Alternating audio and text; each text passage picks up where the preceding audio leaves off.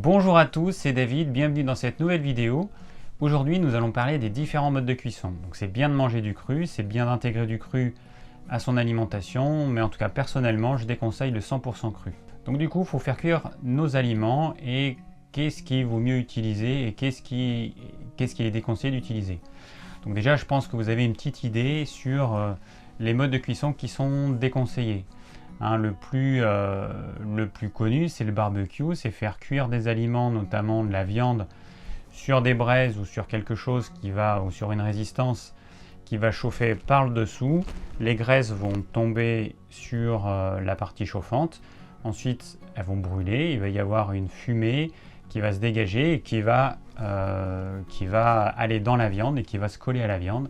Et c'est ça qu'on va manger, et ça c'est 100% cancérigène. Donc après vous avez les barbecues verticaux. Il n'y a pas de graisse qui peut tomber sur la source de chaleur puisqu'elle est verticale.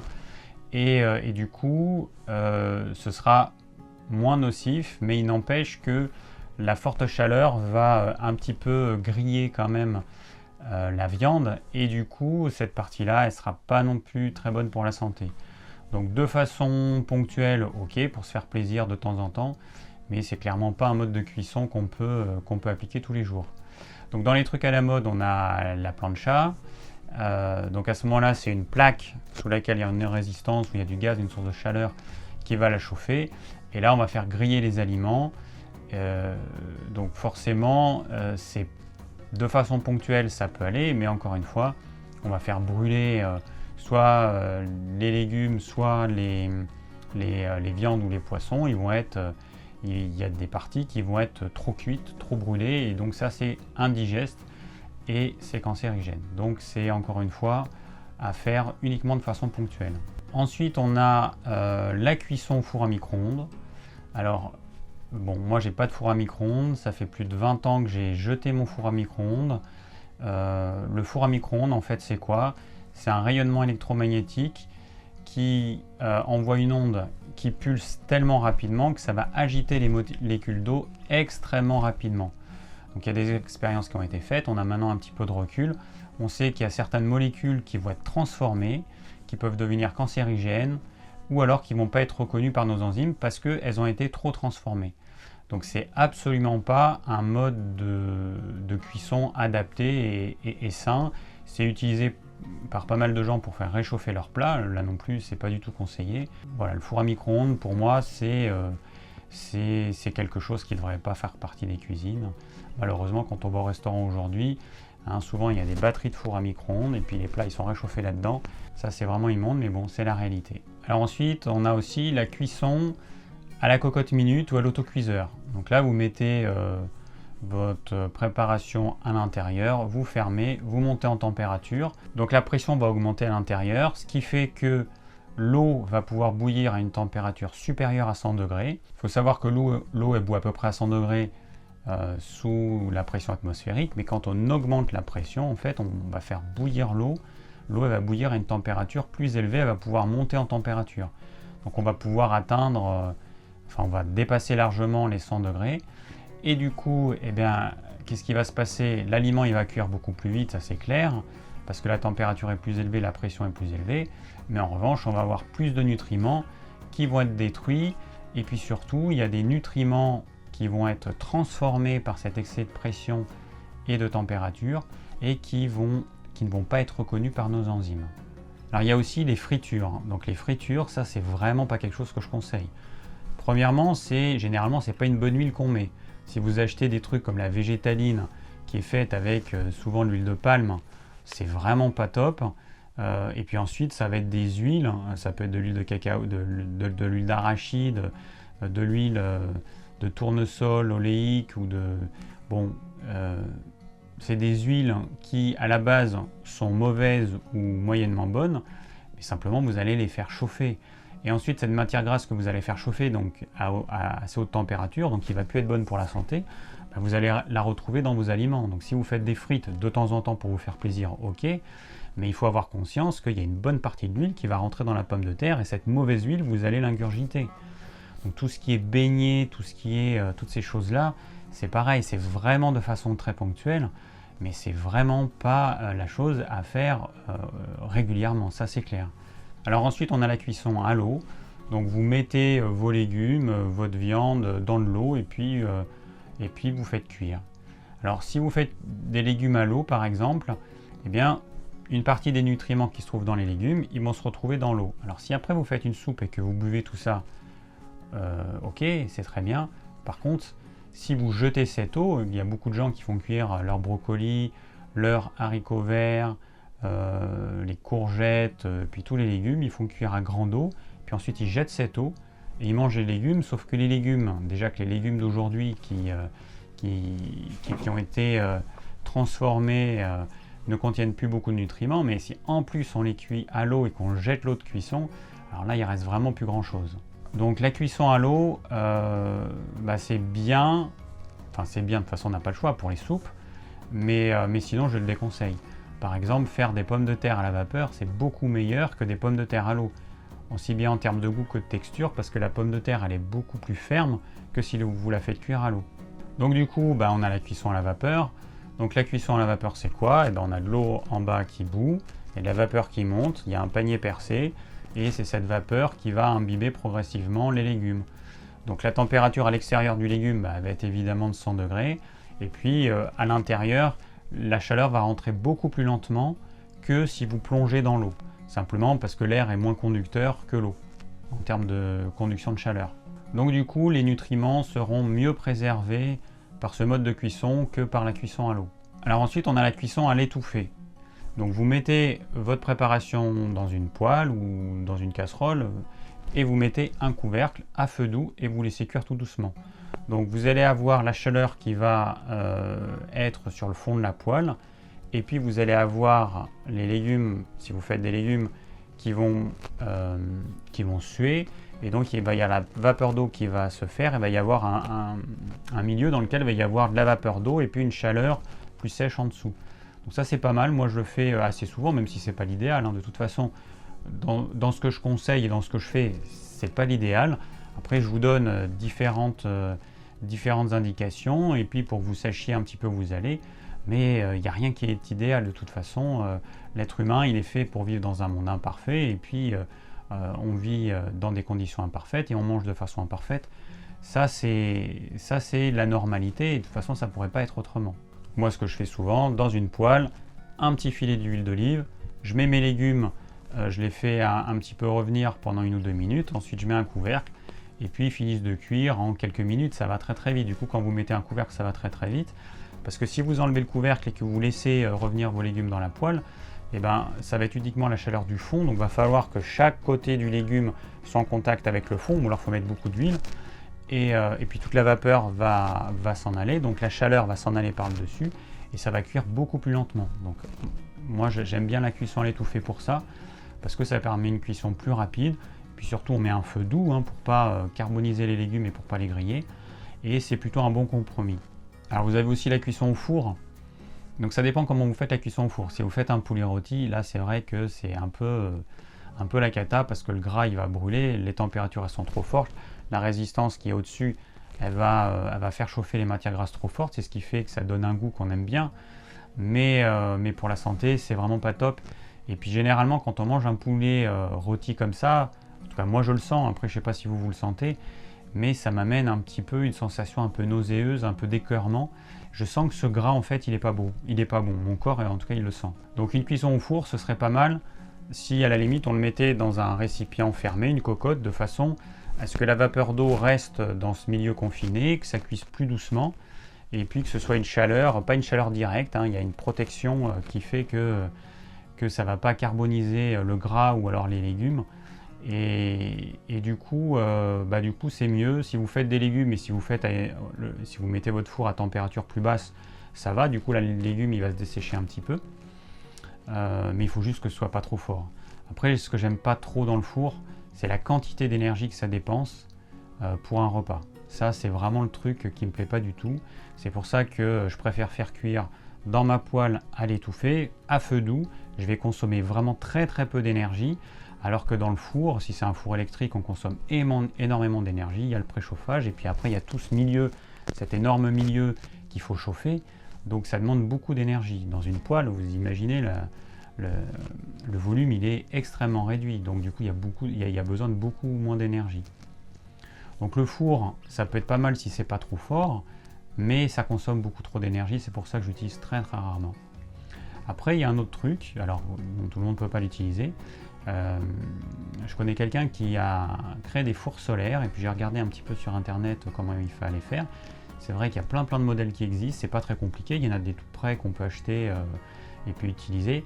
Ça permet de cuire, alors suivant les modèles, hein, la température elle peut être plus ou moins élevée, on peut atteindre des températures assez élevées, mais d'une manière générale on peut cuire à température pas trop élevée, et puis ça cuit un petit peu plus longtemps, et ça permet d'avoir une cuisson des aliments qui est plutôt pas mal. Donc la cuisson au four solaire, c'est vrai que ça me semble bien, surtout que là on est en été, qu'il fait chaud, on a beaucoup de soleil. C'est vraiment dommage de gaspiller du gaz ou de l'électricité alors qu'on a le soleil qui peut nous faire cuire nos plats, et quand on voit à quel point ça peut chauffer, c'est impressionnant. Donc ça je vais tester, je vais me faire un petit four solaire dès que j'ai un moment, et je vais tester ça, puis je ferai je pense une petite vidéo dessus pour vous montrer tout ça. Alors après le top du top, c'est quoi? C'est la cuisson à basse température. Alors il y a déjà plus de 20 ans, je me suis acheté une batterie de cuisine de la marque Baumstahl, donc c'est pas du tout un placement de produit, j'ai rien avec eux au niveau commercial, c'est juste que j'ai cette batterie de cuisine, après il y a d'autres marques, et ça permet de cuire à basse température. Donc c'est des petites cocottes, hein, il faut remplir à peu près 80%. Il ne faut pas qu'il y ait trop de vide, il ne faut pas que ce soit plein à ras-bord. Et généralement on met un diffuseur de chaleur dessous parce que sinon c'est pas suffisamment épais, et le fond il peut brûler légèrement, même en mettant à feu doux au minimum, c'est pas suffisant. Donc vous mettez un diffuseur de chaleur et vous mettez vos légumes. Alors on commence généralement par une couche d'oignon, et puis ensuite vous mettez vos légumes. Vous pouvez mettre des carottes, de la courgette, de l'aubergine, des pommes de terre, tout ce que vous voulez. Et franchement, le goût des légumes qui ont cuit de cette façon-là, c'est pas du tout la même chose que dans tous les autres modes de cuisson. Pourquoi? Parce qu'en fait, vous n'allez pas dépasser une certaine température, alors qui est, je me rappelle plus, 60-70 degrés. Et du coup, les cellules, notamment des végétaux, parce que c'est surtout pour faire des légumes, les cellules ne vont pas éclater. Parce que quand vous mettez un légume à la vapeur, dans l'eau ou à la poêle, très rapidement, l'eau qui est contenue dans les cellules va se transformer en vapeur, et ça va faire éclater les cellules. Et tous les arômes, tout ce qu'il y a de bon en fait, va se répandre, va se diffuser dans l'air et va se répandre dans le plat. Alors que quand vous faites cuire à basse température, vous n'allez pas atteindre le stade où la vapeur d'eau va faire éclater les cellules. Et du coup, les arômes ils restent à l'intérieur. Donc votre légume il est cuit, il conserve tous ses arômes. On a besoin de mettre moins de sel, vous mettez juste un petit peu de thym, un petit peu d'herbe aromatique, c'est largement suffisant. Et c'est super bon. Essayez des carottes qui ont cuit de cette façon-là, vous avez l'impression de retrouver le goût des carottes cuites. En fait, ça se rapproche du goût du cru, mais c'est cuit. Donc ça, c'est vraiment un truc génial. Le seul petit inconvénient, c'est qu'il faut prévoir un petit peu à l'avance, parce que la cuisson demande un certain temps. Suivant la quantité et puis le type de légumes que vous allez mettre, il va falloir entre 30 et 60 minutes. Mais vous mettez à feu doux, puis après vous touchez pas, il faut pas ouvrir et vérifier et remuer. En fait, ce qui est génial, c'est que vous mettez à feu doux avec votre diffuseur de chaleur dessous. La première fois, vous ne saurez pas exactement combien de temps il vous faudra, donc vous allez un petit peu tester, vous verrez très rapidement combien de temps il faut en fonction de la quantité que vous mettez. Et vous allumez et vous laissez cuire le temps qu'il faut, donc si c'est une demi-heure, 3/4 d'heure ou 1 heure. Une fois que c'est fini, vous éteignez et c'est prêt, et c'est délicieux. Ça, je vous recommande d'essayer les pommes de terre aussi cuites de cette façon-là, c'est vraiment topissime. Bon, je ne suis pas exhaustif, j'imagine que j'ai oublié certains modes de cuisson. Vous pouvez d'ailleurs me le dire en commentaire, s'il y a des modes de cuisson que vous utilisez et que je ne connais peut-être pas d'ailleurs, vous pouvez m'en parler. Le but en fait c'était de vous montrer un petit peu tout ce qui existe. Donc il y a des modes de cuisson qui sont clairement mauvais pour la santé, donc c'est des choses qu'on se fait pour se faire plaisir de temps en temps. Même si on se fait un barbecue de temps en temps, ça ne va pas nous déclencher un cancer, il ne faut pas non plus être complètement parano. Donc de temps en temps pour se faire plaisir, ok, mais par contre il y a ce qu'on fait de temps en temps et puis il y a ce qu'on fait au quotidien. Et au quotidien, l'important c'est pas d'avoir un mode de cuisson qui va être mauvais pour la santé. Par exemple, si vous mettez systématiquement beaucoup de matière grasse, le feu très fort, vous faites brûler votre huile. Je vois des gens qui mettent leur poêle, ils mettent de l'huile, ils font chauffer, on voit de la fumée, donc il y a l'huile qui est en train de brûler, et après ils mettent leurs légumes. Mais ça, il ne faut surtout pas le faire. Ça, c'est vraiment n'importe quoi. Vous allez transformer une huile, alors qui est bonne ou pas bonne, ça dépend ce que vous achetez, mais vous transformez une huile en quelque chose de mauvais pour la santé parce que vous la faites brûler. C'est complètement aberrant. Donc attention à ne pas faire n'importe quoi. Il n'y a pas besoin de faire chauffer la poêle jusqu'à faire brûler l'huile. Vous faites chauffer votre poêle pendant quelques secondes, vous mettez votre huile et tout de suite vous mettez vos légumes. Les légumes, si vous voulez les saisir, vous mettez le feu suffisamment fort pour que l'huile continue à monter en température. Mais comme il va y avoir les légumes qui vont rafraîchir l'huile, votre huile ne va jamais brûler si vous mettez les légumes très rapidement après avoir mis l'huile. Alors que si vous attendez que l'huile fume, ça c'est vraiment catastrophique. Il y a le mode de cuisson et puis il y a aussi le temps de cuisson. Et je me suis rendu compte d'un truc, c'est que, notamment avec la viande, quand vous prenez de la viande, que vous la faites peu cuire, vous allez très bien la digérer. En revanche, quand vous prenez de la viande et que vous la faites cuire longtemps, là, ça devient indigeste. Je m'étais rendu compte de ça, mais je n'avais pas forcément fait le lien parce que c'était dans le cadre d'un repas, en fait. On ne sait pas si c'est la viande, si c'est le féculent, si c'est tout le repas, si c'est le mélange. Que quand je mangeais du bourguignon, donc c'est de la viande de bœuf, ça fait très longtemps que j'en ai pas mangé puisque je ne mange plus de viande de mammifère, mais quand je mangeais du bourguignon, je me rendais compte que je mettais un temps énorme pour le digérer. Alors je me disais que c'était peut-être le vin rouge, mais il n'y a pas longtemps, je me suis fait une carcasse de poulet. Donc ce que je fais, c'est que j'achète des bons poulets fermiers locaux et puis je découpe la cuisse, le blanc. Donc je mange les morceaux séparément, il me reste une carcasse, donc je ne vais pas la jeter la carcasse. Donc je la fais cuire dans de l'eau avec des herbes, avec un petit peu de légumes. Et puis il faut la faire cuire assez longtemps parce que sinon la chair elle reste collée à la carcasse et en fait on ne peut pas la manger. Du coup ça cuit facilement 1 heure. Et je me suis rendu compte qu'en mangeant cette viande de poulet, en fait je la digérais très très mal. Alors j'ai essayé de réfléchir et puis en fait je me rends compte maintenant que c'est parce que la viande elle a cuit trop longtemps. Et qu'est-ce qui se passe quand vous faites cuire de la viande trop longtemps? Les molécules, au niveau moléculaire, il va y avoir une transformation. Alors je ne sais pas exactement pourquoi en fait la viande qui a cuit trop longtemps, on la digère mal. En tout cas, la réalité c'est que mes enzymes ne reconnaissent pas cette viande, ne reconnaissent pas ces protéines. Et du coup, au lieu de digérer ça en quelques heures, ça va prendre, rien qu'au niveau de l'estomac, ça va prendre, mais ça peut prendre 7 heures, 8 heures, 10 heures, ce qui n'est pas du tout normal pour simplement du poulet, parce que quand je me mange un blanc de poulet, je le digère comme une lettre à la poste. Et en fait, le même repas avec les mêmes légumes, la seule chose qui change, c'est le temps de cuisson du poulet, la différence, elle est colossale. Je m'étais rendu compte de ça aussi avec les sardines en boîte qui sont stérilisées, c'est pareil, c'est indigeste. Donc le bourguignon, j'en ai parlé. Tout ce qui a cuit longtemps ou trop, ou alors sous une pression trop forte et une température trop élevée, comme c'est le cas dans la stérilisation, tout ça transforme l'aliment en quelque chose d'indigeste. Alors avec les légumes, je ne sais pas trop, mais par contre avec la viande, le test il est radical. Donc je vous encourage à être attentif à ça, et vous verrez qu'il y a une très grande différence au niveau de la digestion. Donc tout ce qui est conserve, forcément, c'est vraiment très très indigeste. Là encore une fois, ça a été cuit, ensuite ça a été stérilisé, donc c'est cuit et recuit, et du coup ça devient indigeste. Donc je serais curieux de savoir ce qui se passe au niveau moléculaire. Il faudrait que je fasse des recherches parce que j'imagine qu'il y a des scientifiques qui ont dû étudier ça. Mais les molécules, elles doivent être changées de telle façon que nos enzymes ne les reconnaissent pas et donc qu'elles n'arrivent pas à les dégrader. Ou alors notre corps n'est pas capable de produire les bonnes enzymes pour dégrader une protéine animale qui a été trop cuite parce que la molécule est transformée. Il faut savoir que pour chaque type de nutriments qu'il y a dans un aliment, il faut des enzymes différentes.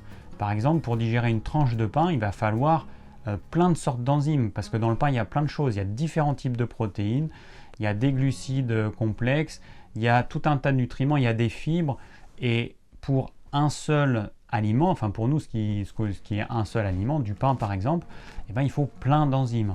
Et pour digérer de la viande, eh ben, suivant le mode de cuisson, il faudra des enzymes différents. Si la viande est crue, si la viande est cuite, et puis si la viande est bien cuite, il faudra des enzymes différentes.